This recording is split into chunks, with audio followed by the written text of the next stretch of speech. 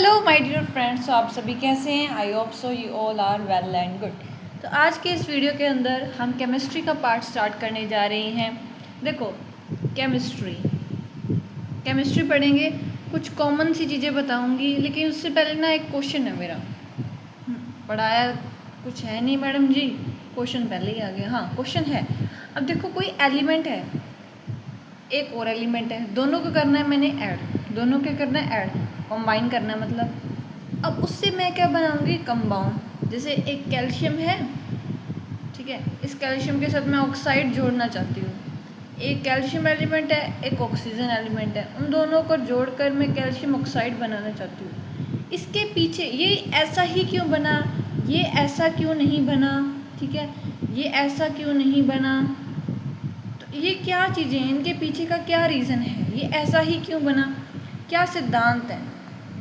तो ये किस सिद्धांत या नियम पर है, ये क्या है, किस सिद्धांत या नियम पर है, ठीक है। तो इसी के बारे में ही इस वीडियो के अंदर हम चर्चा करेंगे। उससे पहले अपन थोड़ी सी चर्चा कर ले यहाँ पर कि मैंने कहा कि केमिस्ट्री जो है, बेसिक सी चीज़ बताती हूँ।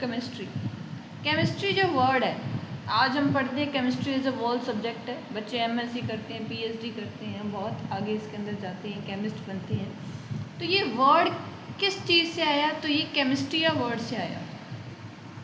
किस वर्ड से आया? केमिस्ट्रिया वर्ड से आया, जो कि इजिप्ट का ये वर्ड है, जिसका मतलब होता है ब्लैक। इसका मतलब क्या होता है? ब्लैक। और केमिस्ट्री के फादर माने जाते हैं लेवेशियर। ये अभी बताऊंगी कैसे माने जाते हैं, स्पेलिंग मिस्टेक हो सकती है, बाकी लेवेशियर, ठीक है। आप जब ना 11th क्लास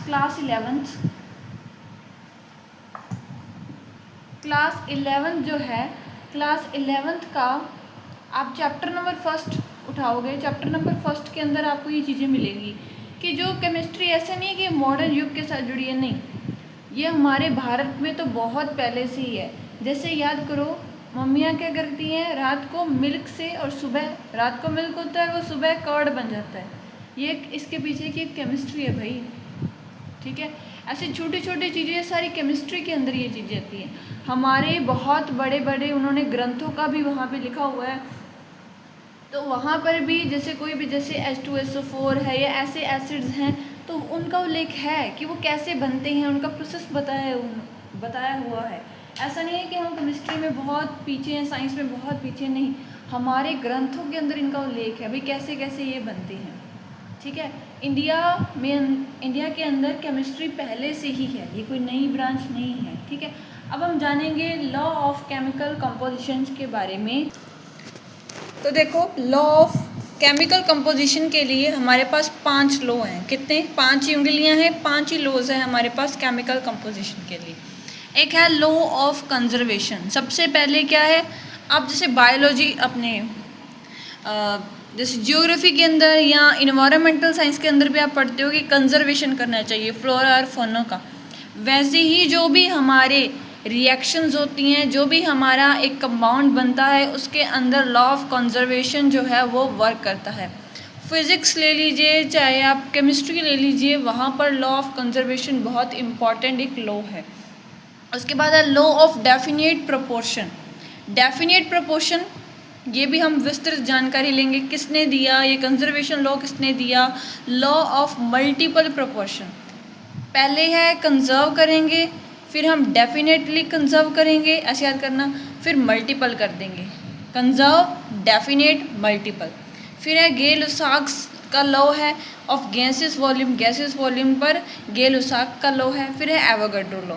ये 2 साइंटिस्ट के नाम है, गे लुसाक और एवोगाड्रो, ठीक है, ये भी हम पढ़ेंगे। ये पहले कंजर्व, फिर डेफिनेट, फिर मल्टीपल, फिर गे लुसाक और फिर एवोगाड्रो। CDMGA, इसकी क्रोनोलॉजी याद कर सकते हो। CDM मतलब C मतलब कंजर्वेशन, डेफिनेट, और ये M मतलब मल्टीपल प्रोपोर्शन, और उसके बाद GA, CDMGA, ऐसे याद करना। कंजर्व करो DM को,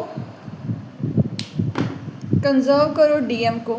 DM जो होता है डिस्ट्रिक्ट मजिस्ट्रेट, है ना, उसको कंजर्व करो, ठीक है। और GA कंजर्व DMGA, ठीक है, GA AG मॉलिक्यूल पढ़ते हैं अपन, उसके अंदर आपके नाइट्रोजनियस बेसिस पढ़ते हैं, याद करो। अब देखो CDM और GA, अब देखो इसकी विस्तृत जानकारी। सबसे पहले लॉ ऑफ कंजर्वेशन को पढ़ते हैं। देखो पहला लॉ क्या है, law of conservation of mass. Last video के लास्ट आपको सेक्शन के अंदर पढ़ा रही थी, तो लॉ ऑफ कंजर्वेशन लिखा था, तो मास लिखना मैं भूल गई थी। Law of conservation of mass, mass का एक कंजर्वेशन होता है। उसके बाद हम बहुत सारे अनदर कंजर्वेशंस भी देखते हैं केमिस्ट्री के अंदर। तो इसके जनक हैं किसके, इन्होंने ये ला लेकर आते हैं, वो एंटोनी लेवोशियर है। वो कौन है, एंटोनी लेवोशियर। ये वही लेवोशियर हैं जो कि फादर ऑफ केमिस्ट्री माने जाते हैं। As a father of chemistry इसको मैं कैसे याद करती हूँ, तो देखो लिखा है लेवोशियर। और हम केमिस्ट्री के अंदर क्या पढ़ते हैं, चीज़ें शेयर होती हैं। याद कीजिए क्लास 10 के अंदर carbon and its compound chapter पढ़ते हैं अपन, तो वहाँ पर कहते हैं कि हाँ शेयरिंग होती है, शेयरिंग ऑफ इलेक्ट्रॉन।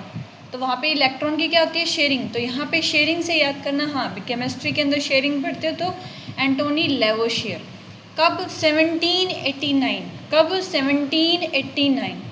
कब, एक साथ आया, ये कंजर्वेशन को लेने आया। 7, 8 और 9 कट्ठा चल गया, 1, 7, 8, 9, ठीक है जी। अब मैं लिखूँ 1890 तो बनती नहीं है बात, लेकिन 1789 बन रही है बात। उसके बाद इसने वर्क जो किया था, वर्क कर रहा थे कम्ब्यूजन रिएक्शन पर। कम्ब्यूजन रिएक्शन क्या होती है, दहन क्रियाएँ।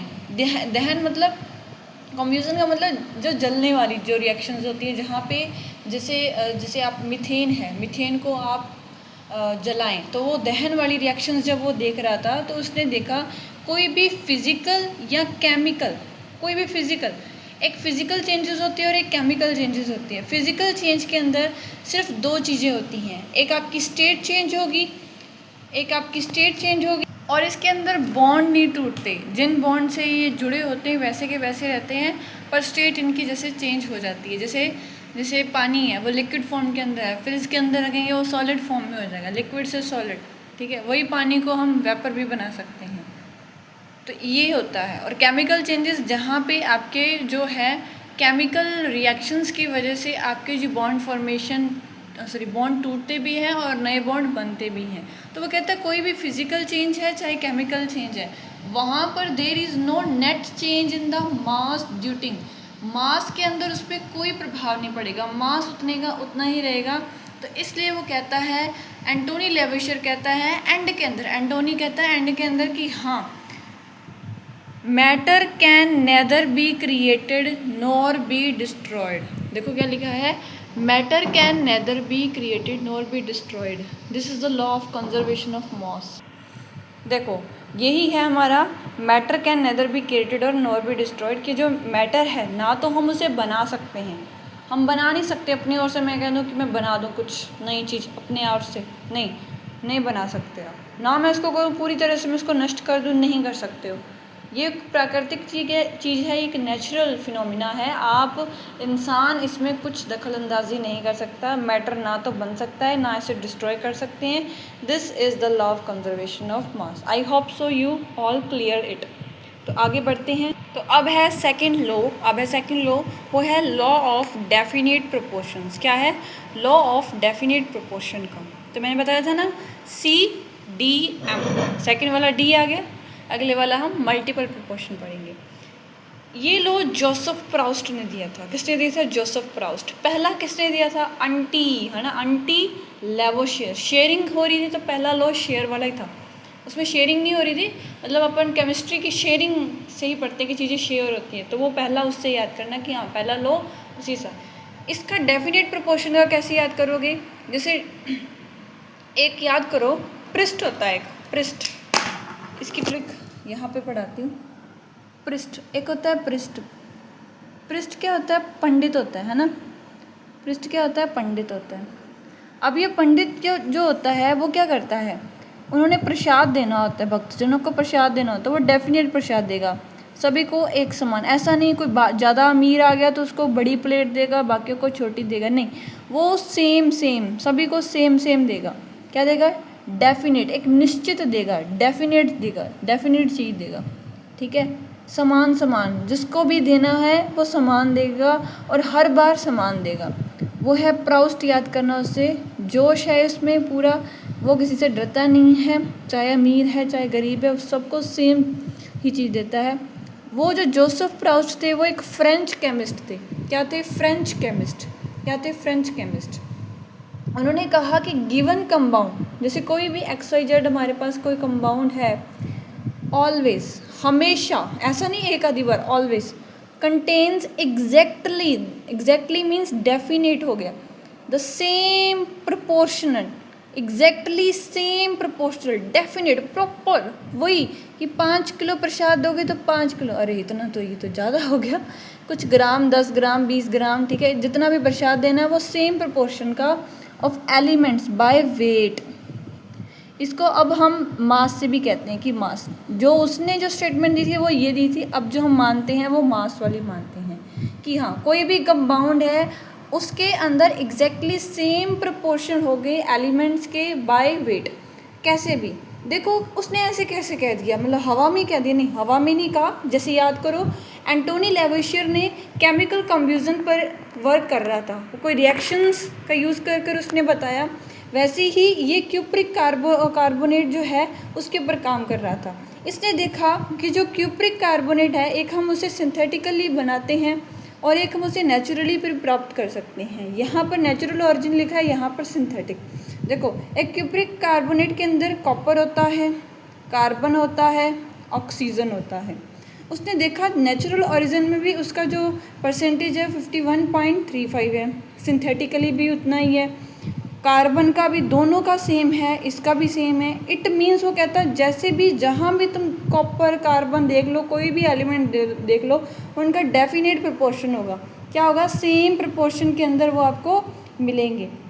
इसके बाद और भी साइंटिस्ट आए, उन्होंने इसके ऊपर रिसर्च की, ठीक है। उसके बाद इसको ये लोगों ऐसे भी अपन कह देते हैं लॉ ऑफ डेफिनेट कंपोजिशन, क्योंकि कंबाइन किया ना, कंबाइन किया तो अपन लॉ ऑफ कॉम्बिनेशन ही तो पढ़ रहे हैं, तो उसमें ये डेफिनेट कंपोजिशन भी इसको कह सकते हैं। एक प्रॉपर एक कंपोजिशन के अंदर ही करेंगे तो कॉम्बिनेशन क्या कौन देता है? डेफिनेट चीज़ कौन देता है?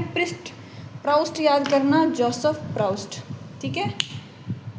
पिछली वाले के अंदर ईयर दे रखा था 1, 7 और 8, 9, यहाँ पे बता रखा है ये एक फ्रेंच साइंटिस्ट है। क्या है? फ्रांस के एक केमिस्ट हैं। क्या है? फ्रांस के एक केमिस्ट हैं। याद हो गया? मिलते हैं अगले पर।